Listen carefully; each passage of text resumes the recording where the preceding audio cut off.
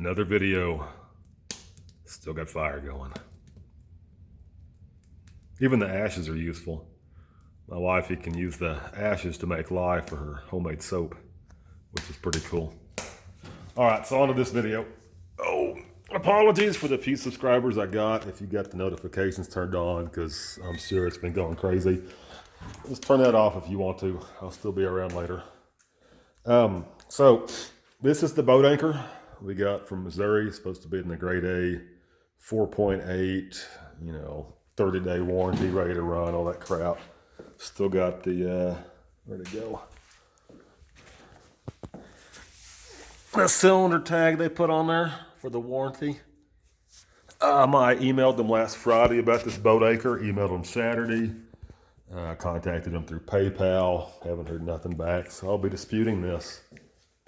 Anyway, if you saw my early video on this cylinder, I guess they had pressure washed this motor without the intake covered, because when I got it, it was completely wrapped in plastic. The throttle body was wrapped up. It looked good.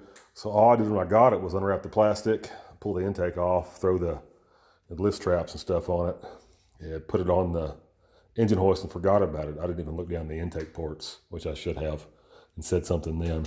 Because when I went to work on it, I guess last Friday, because I was thinking about just keeping it cheap and doing some work on the 360 and this, and selling the 4.8. That's why I went to work on it. I noticed that the back of the intake valves all had rust on them. And what I could see in this number 2 cylinder, because the intake valve was open, just rust. So I pulled the heads off, and sure enough, the piston, you can see where the, let me get a flashlight. You can see where the top of the piston was.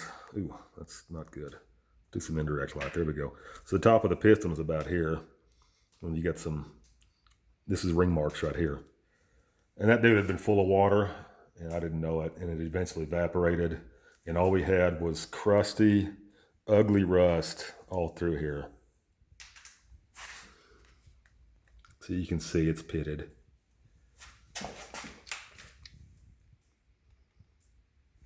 And then the number 6 cylinder had water in it too. Not nearly as bad, but you can see where it was wet. So I'm like, you know what? It's all learning experience. Let's just do it and see what it does.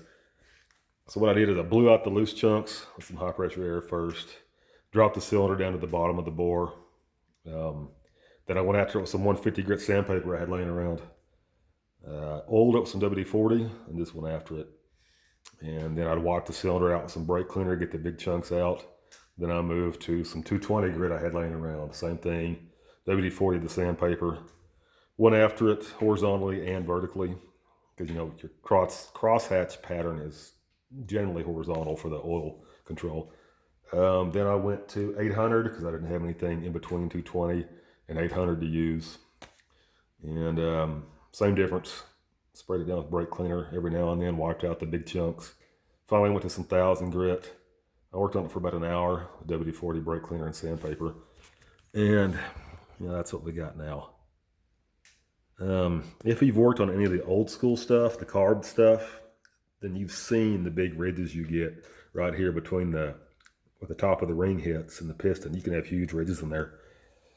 So you got massive cylinder wallpaper. It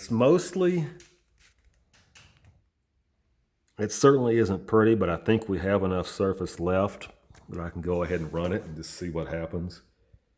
My theory is, if you think about it, 2-stroke engines, the ports are built into the cylinder wall, the jug. So you got massive holes in there.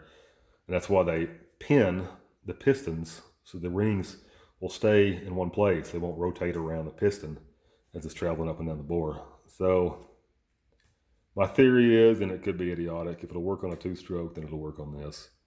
Regardless, it's what we have to work with, and I just want to see what it does.